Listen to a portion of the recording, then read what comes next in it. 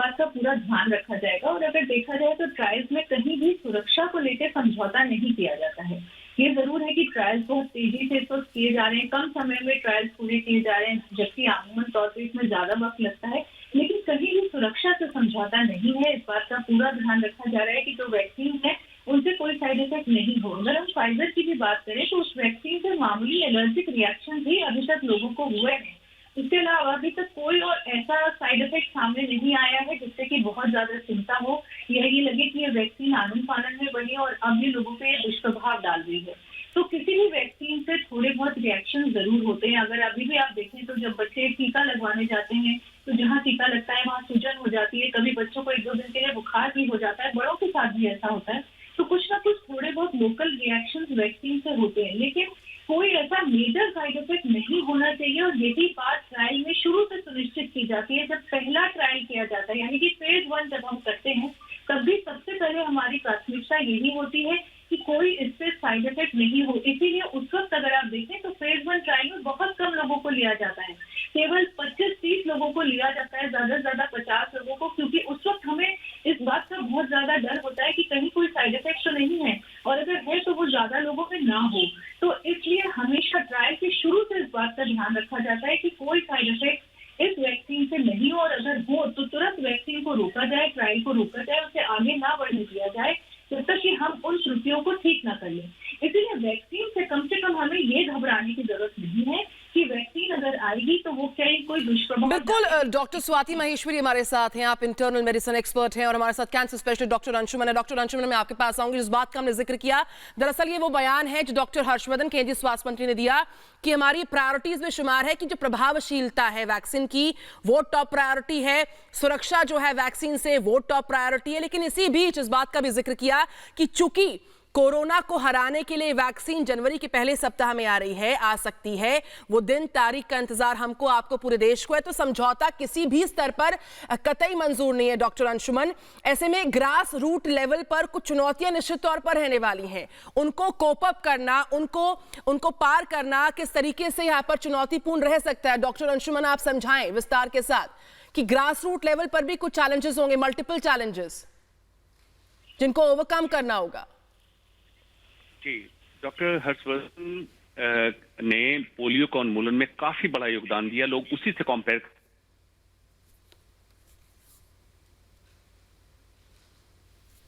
Doctor Anshuman बताइए। तो doctor Anshuman के पास हम आएंगे, हमारे साथ कैंसर स्पेशलिस्ट पैनल में है और internal medicine expert doctor Swati Maheshwari हैं।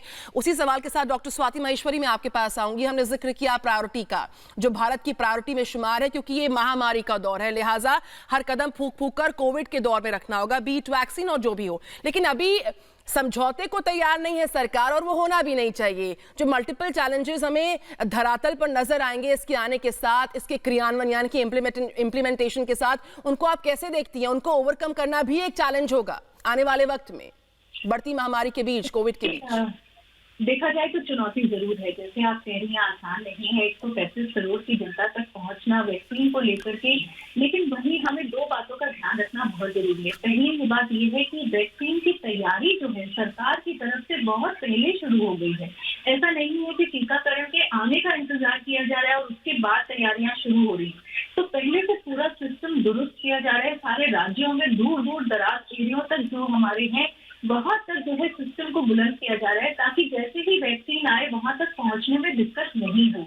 वहीं अगर आप देखें तो भारत का जो इम्यूनाइजेशन प्रोग्राम है, जिसमें हम 6 करोड़ बच्चों और माताओं को हर साल वैक्सीन देते हैं, वो भी पहले से ही हमारा ढांचा उसका तैयार है। उसी को इस वक्त और ज्यादा हम स्ट्रॉन्ग कर रहे हैं, पुख्ता कर रहे हैं, ताकि हम उससे आसानी से वितरण कर सके इस वैक्सीन का दूर दराज इलाकों में। तो शुरू के समय में थोड़ी दिक्कत परेशानियां आएंगी, लेकिन जिस तरह से हमारा नेटवर्क इस वक्त फैला हुआ है, और देखिए एक और अच्छी बात ये भी है कि हमारा जो टीकाकरण है वो डिजिटलाइज हो चुका है, यानी कि हम ये ट्रैक कर बिल्कुल स्वाति और डॉक्टर स्वाति, और जाहिर तौर पर ये देश के लिए एक अच्छी खबर है, क्योंकि अब ये वैक्सीन जनवरी से लगने शुरू हो सकते हैं। और इस बीच मैं आऊंगी आपके पास डॉक्टर अंशुमान, लेकिन अपने दर्शकों को ये पहले बता देते हैं कि देश में 30 करोड़ लोगों को सबसे पहले वैक्सीन देने की तैयारी है, और किन किन लोगों को सबसे पहले वैक्सीन मिलेगी आपको सुनाते हैं। इस पर डॉक्टर हर्षवर्धन ने क्या कहा है।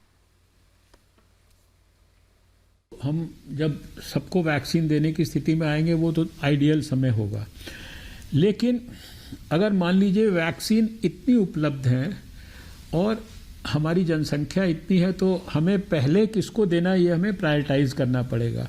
और इंटरनेशनली भी क्या ट्रेंड है, WHO की भी क्या गाइडलाइंस है, उनको भी अध्ययन किया गया है और उसके आधार पर अभी पहले जो 30 करोड़ लोग हैं, यानी पहले 30 करोड़ लोग में क्या है, पहला 1 करोड़ जो हेल्थ वर्कर्स हैं प्राइवेट सेक्टर में भी या पब्लिक सेक्टर में भी, दूसरे 2 करोड़ लोग वो हैं जो कि दूसरे नंबर पे प्रायोरिटाइज वाले जो फ्रंट लाइन वर्कर्स, हमारे पुलिस की फोर्सेस हैं, पैरामिलिट्री फोर्सेस हैं, हमारे मिलिट्री की फोर्सेस हैं या हमारे सैनिटेशन स्टाफ है, कॉरपोरेशन के अंदर जो लोग फील्ड में फ्रंट लाइन में काम कर।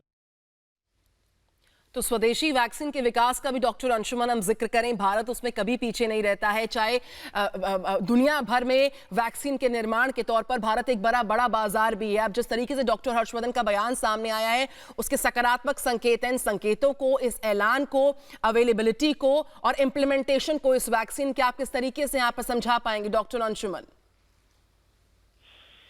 जी, भारत हर समय अभी भी वैक्सीन एक्सपोर्ट में काफी बड़ा योगदान देता है, खास करके Asian, south east Asian country, African country में भारत से वैक्सीन जाता है। उसका कारण क्या है? एक तो रिसर्च, मास प्रोडक्शन जब होता है वैक्सीन का या किसी भी दवाइयों का, तो कॉस्ट अफोर्डेबिलिटी ऐसे कंट्री में काफी हो जाती है और वैक्सीन को एक कॉस्ट अफोर्डेबल बनाना बहुत जरूरी है, खास करके ऐसे वैश्विक महामारी में। इसमें भारत कामयाब होगा, इसमें कोई दो मत नहीं है। रिसर्च हर ट्रायल से गुजर चुका है। जैसे डॉक्टर स्वाति बता रही थी, सुरक्षा के नजरिए से वैक्सीन पूरी तरह सुरक्षित देखा जा चुका है। अब है वैक्सीन की एफिकेसी को देखना। जब वैक्सीन लगना चालू होगा, 30 करोड़ लोगों को लगेगा, उसका एंटीबॉडी लेवल चेक कर लिया जाएगा, जबकि हम कहेंगे पब्लिक यूज के लिए आ जाएगा। इसके बाद वैक्सीन कारगर हो जाएगी। फिर एक्सपोर्ट की बात आती है, जिसमें एक बहुत अच्छे लेवल पे एक्सपोर्ट होने की निश्चितता की जा सकती है। जी, तो यानी भारत पूरी तरीके से तैयार है। और देखिए, राहत भरी खबर जरूर है हिंदुस्तान के लिए, क्योंकि कोरोना जिससे लगभग पूरे साल लोगों ने परेशानी झेली है, अपने घरों के अंदर बंद रहे, आखिरकार कोरोना की वैक्सीन आने वाली है और स्वास्थ्य मंत्री ने इसकी जानकारी दी है। डॉक्टर स्वाति, मैं आपका रुख करूंगी। कम से कम ये बहुत राहत की बात है डॉक्टर स्वाति, अगर देश के लोगों की बात करें, हर कोई कोरोना वैक्सीन का इंतजार कर रहा है, क्योंकि इस पूरे साल लोगों की जिंदगियां थमसी गई हैं। ऐसे में जनवरी में जब टीकाकरण शुरू होगा, पहले हमारे स्वास्थ्य कर्मियों, हमारे जो वॉलंटियर्स हैं उनको लगेगा, उसके बाद आम लोगों तक भी पहुंचेगा। तो बड़ी राहत की खबर, बड़ी खुशखबरी कोरोना के लिहाज से। बिल्कुल, बहुत बड़ी खबर है और मेरे ख्याल से नए साल का आगाज इससे अच्छा नहीं हो सकता है अगर हम कोरोना की वैक्सीन को लॉन्च कर लें और लोगों तक इसका वितरण भी शुरू कर लें। और जिस देखिए 135 करोड़ की आबादी में बिल्कुल भी संभव नहीं है कि हम सभी को वैक्सीन लगा सके, पहले दिन से लगा सके। इसीलिए सरकार ने इसके लिए एक प्राथमिकता सूची बनाई है, ताकि हम ये निश्चित कर सकें कि किन लोगों को पहले वैक्सीन लगाने की जरूरत है। क्योंकि वैक्सीन लगाने का सबसे बड़ा जो इस वक्त मकसद है वो ये भी है कि हम चेन ऑफ ट्रांसमिशन को तोड़ना चाह रहे हैं। और अगर हम ऐसे लोगों को पहले वैक्सीन लगाते हैं जो कि ज्यादा रिस्क पर हैं, तो हम चेन ऑफ ट्रांसमिशन को और तेजी से रोक पाएंगे। इसीलिए जो हमारे स्वास्थ्य कर्मी हैं, कोरोना वॉरियर्स हैं, आर्मी के हैं, पुलिस के लोग हैं, जो हमारे ऐसे बुजुर्ग लोग हैं जो कि 50 और 60 साल से ऊपर के हैं, जो पहले से गंभीर बीमारियों से लड़ रहे हैं। बिल्कुल, डॉक्टर स्वाति महेश्वरी, आप हमारे साथ पैनल में आई, आप इंटरनल मेडिसिन एक्सपर्ट हैं और कैंसर स्पेशलिस्ट के तौर पर इस पैनल में शामिल होने के लिए डॉक्टर अंशुमन आपका बहुत बहुत धन्यवाद। फिर से आपका रुख करेंगे, तमाम चीजों को बारीकी से समझेंगे जब बाजार में ये जो वैक्सीन हैं वो उतरेंगी। इस अच्छी खबर के साथ फिलहाल हमें रुकना होगा। आप दोनों का एक बार फिर से बहुत बहुत शुक्रिया।